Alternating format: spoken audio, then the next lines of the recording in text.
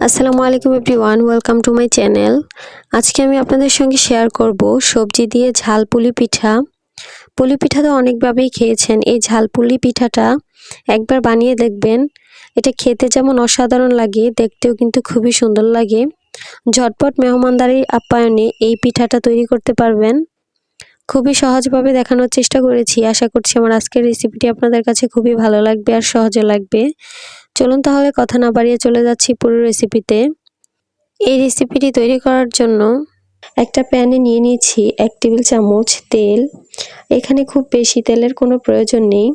দিয়ে দিচ্ছি 1 চা চামচ আদা আর 1 চা চামচ রসুন কুচি। আদা রসুনটাকে আমি কয়েক সেকেন্ডের জন্য চুলার হিটটাকে লোতে রেখে ভেজে নিব। খেয়াল রাখতে হবে এগুলো যেন কোনোভাবেই পুড়ে না যায়। এবার এখানে আমি দিয়ে দিচ্ছি 1 কাপ বোনলেস চিকেন। আমি এখানে মুরগির হাড় ছাড়া বুকের মাংসটা নিয়েছি 1 কাপ। মাংসটাকে আমি পাতলা আর খুব ছোট করে কেটে নিয়েছি। তবে আপনারা চাইলে কিন্তু এখানে মুরগির কিমাটাও ব্যবহার করতে পারেন। এবার এখানে আমি দিয়ে দিব 1/2 চা চামচ লবণ। চুলাটাকে বাড়িয়ে দিয়ে আমি মাংসটাকে কিছুক্ষণের জন্য ভেজে নিব। এবার এখানে আমি দিয়ে দিব 1/2 চা চামচ লাল মরিচের গুঁড়া। এরপর এখানে আমি দিয়ে দিচ্ছি 1/4 চা চামচ কালো গোলমরিচের গুঁড়া। এরপর অনবরত নেড়েচেড়ে মাংসগুলোকে হালকা ভাজা ভাজা করে নিতে হবে। 4 থেকে 5 মিনিটের মতো আমি মাংসটাকে ভেজে নিয়েছি। এবার এখানে আমি দিয়ে দিব 1/2 কাপ পেঁয়াজ কুচি। পেঁয়াজটাকে আমি মাংসটার সঙ্গে 1 মিনিটের মতো ভেজে নিব। এতে করে পেঁয়াজের কাঁচা ভাবটা দূর হয়ে যাবে। এবার এখানে আমি দিয়ে দিচ্ছি 1 কাপ বাঁধাকপি কুচি, দিয়ে দিচ্ছি 1 কাপ গাজর কুচি। এরপর এখানে আমি দিয়ে দিচ্ছি 1/2 কাপ স্প্রিং অনিয়ন। চাইলে এখানে আপনারা সিম, বরবটি বা ক্যাপসিকামের মতো সবজিগুলোও কিন্তু ব্যবহার করতে পারেন। আমি এই সব কিছুকে একবার ভালোভাবে নেড়েচেড়ে মিশিয়ে নিয়েছি। এরপর এখানে আমি দিয়ে দিচ্ছি 1 টেবিল চামচ সয়া সস, দিয়ে দিচ্ছি 1 টেবিল চামচ টমেটো সস। এবার আমি আবারও এই সব কিছুকে খুব ভালোভাবে নেড়েচেড়ে মিশিয়ে নিচ্ছি। সবজিগুলো দেওয়ার পর কিন্তু এগুলোকে আর বেশিক্ষণ রান্না করা যাবে না। আমি শুধুমাত্র 1 মিনিটের মতো ভাজবো। আমি সবজিগুলো একদমই ক্রাঞ্চি রাখার চেষ্টা করব। আমার এখানে কিন্তু পুরোটা তৈরি করা হয়ে গেছে। সবশেষে এখানে আমি দিয়ে দিব 1/2 কাপ ধনিয়া পাতা কুচি, দিয়ে দিচ্ছি 1 টেবিল চামচ কাঁচামরিচ কুচি। এবার আমি আবারও সবকিছুকে একসঙ্গে খুব ভালোভাবে মিশিয়ে নিচ্ছি। চুলা থেকে নামিয়ে এবার আমি অন্য একটা বাটিতে উঠিয়ে নিচ্ছি। এখন আমি এই পিঠাটার ডোটা তৈরি করে নিব। তার জন্য আমি একটি মিক্সিং বোলে নিয়ে নিচ্ছি 1 কাপ পরিমাণ ময়দা। তবে আপনারা চাইলে ময়দার পরিবর্তে এখানে আটাও ব্যবহার করতে পারবেন। এরপর এখানে আমি দিয়ে দিচ্ছি স্বাদমতো লবণ।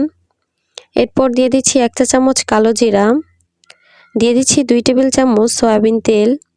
এবার আমি সব আবার হালকা করে চাপ দিলে ভেঙে গুঁড়িয়ে যায়, তখনই বুঝতে হবে আমাদের এই মিশানোর কাজটা একদম পারফেক্টভাবে হয়েছে। আমার এখানে খুব ভালোভাবে মিশানো হয়ে গেছে। এখন আমি এখানে নর্মাল টেম্পারেচারে থাকা পানি দিয়ে একটা ডো তৈরি করে নিব। মিক্স করে নিতে হবে। মিশাতে মিশাতে যখন দেখবেন এরকম মুঠো করলেই, এরকম হালকা করে চাপ দিলেই দলা পেকে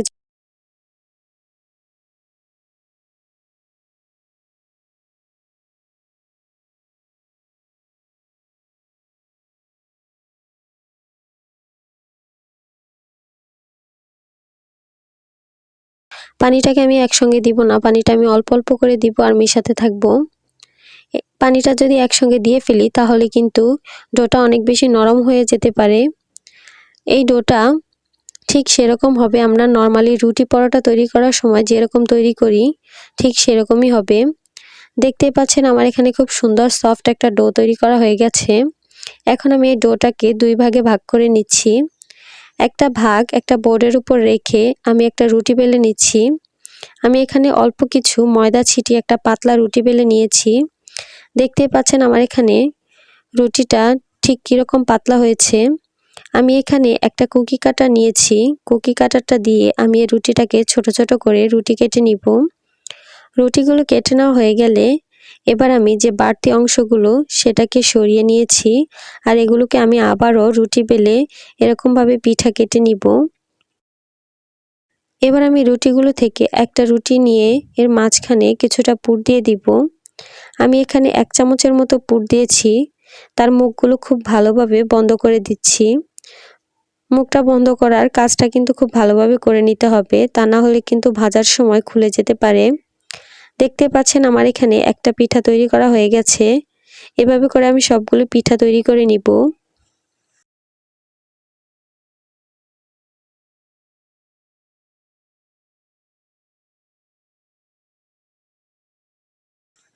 আমার এখানে সবগুলো পিঠাই তৈরি করা হয়ে গেছে। এখন আমি পিঠাগুলোকে ভাজতে চলে যাব।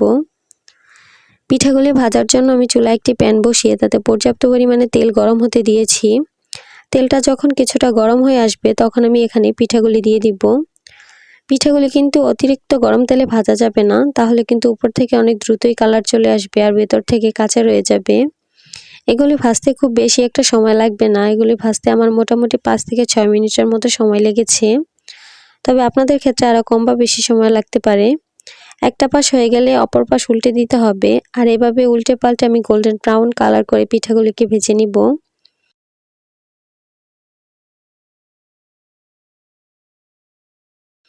দেখতে পাচ্ছেন আমার এখানে খুব সুন্দর একটা কালার চলে এসেছে। এখন আমি পিঠাগুলিকে একটা ছাঁকনিতে করে তেল ঝরিয়ে উঠিয়ে নিচ্ছি। বাস তৈরি হয়ে গেল খুবই অল্প সময়ে আর কম উপকরণে অসাধারণ একটি পিঠা রেসিপি। পুলি পিঠা তো অনেকভাবেই খাওয়া যায়, তবে আজকে আমি যে রেসিপিটা শেয়ার করেছি আশা করছি আপনাদের কাছে খুবই ভালো লাগবে আর খুবই ভিন্ন স্বাদের একটি রেসিপি শেয়ার করেছি।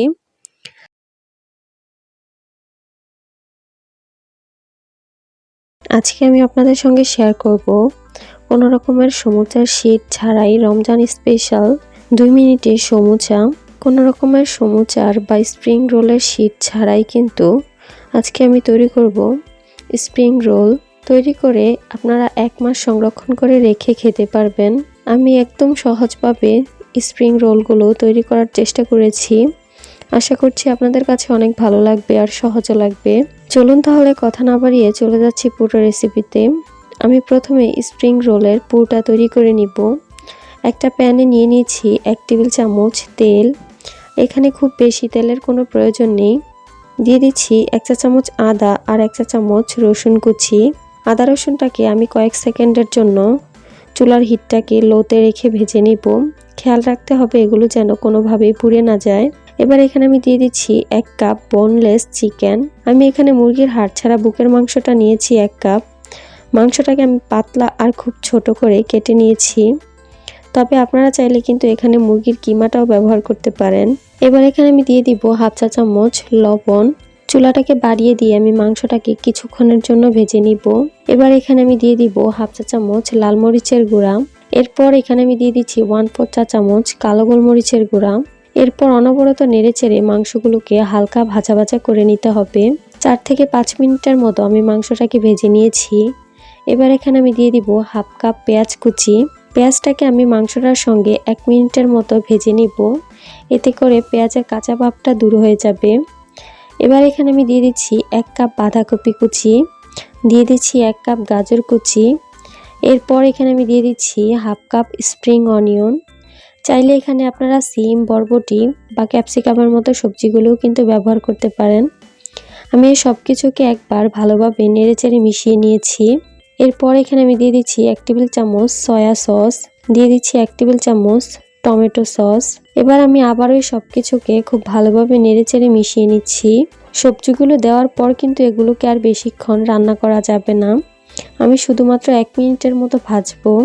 আমি সবজিগুলো একদমই ক্রাঞ্চি রাখার চেষ্টা করব। আমার এখানে কিন্তু পুরটা তৈরি করা হয়ে গেছে। সবশেষে এখানে আমি দিয়ে দিব 1/2 কাপ ধনিয়া পাতা কুচি, দিয়ে দিচ্ছি 1 টেবিল চামচ কাঁচামরিচ কুচি।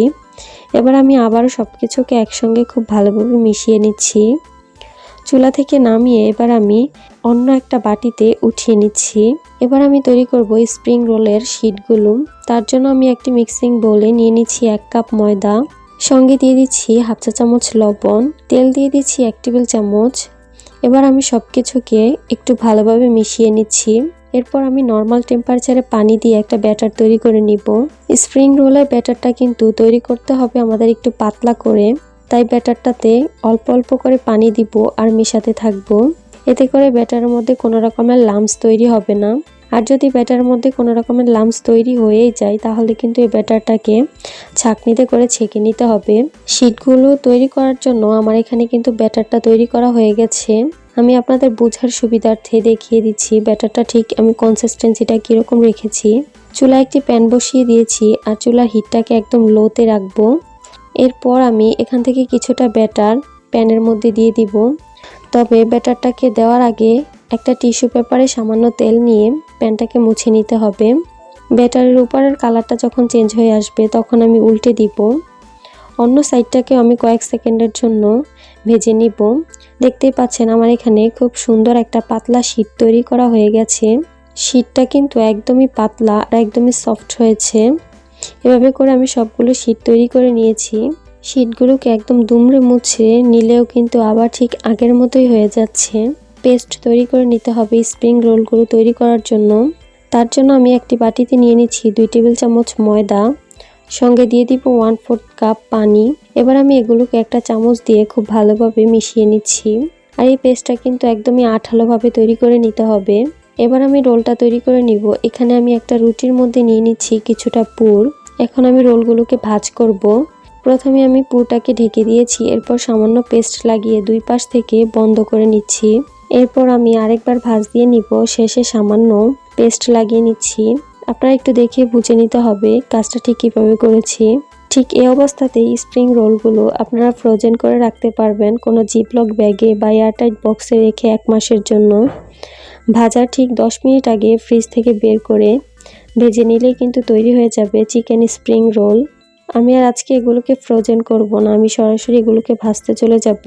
এগুলো ভাজার জন্য চুলায় একটি প্যান বসিয়ে তাতে পর্যাপ্ত পরিমাণে তেল গরম হতে দিয়েছি। তেলটা যখন কিছুটা গরম হয়ে আসবে তখন আমি এখানে স্প্রিং রোলগুলো দিয়ে দিব। অতিরিক্ত গরম তেলে কিন্তু স্প্রিং রোলগুলো দেওয়া যাবে না, যেহেতু এগুলো ভেতরের পুরটা সবকিছুই সেদ্ধ করা ছিল, তাই এগুলো ভাজতে খুব একটা বেশি সময় লাগবে না। সুন্দর একটা গোল্ডেন কালার চলে আসলে কিন্তু এগুলোকে নামিয়ে নিতে হবে।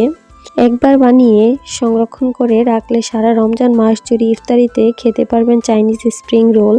আশা করছি আমার আজকের এই সহজ রেসিপিটি আপনাদের কাছে অনেক ভালো লেগেছে আর সহজে লেগেছে। যদি ভালো লেগে থাকে অবশ্যই আমার চ্যানেলটি সাবস্ক্রাইব করবেন আর পাশে থাকা বেল বাটনটি ক্লিক করে রাখবেন আমার পরবর্তী ভিডিও নোটিফিকেশন সবার আগে পাওয়ার জন্য।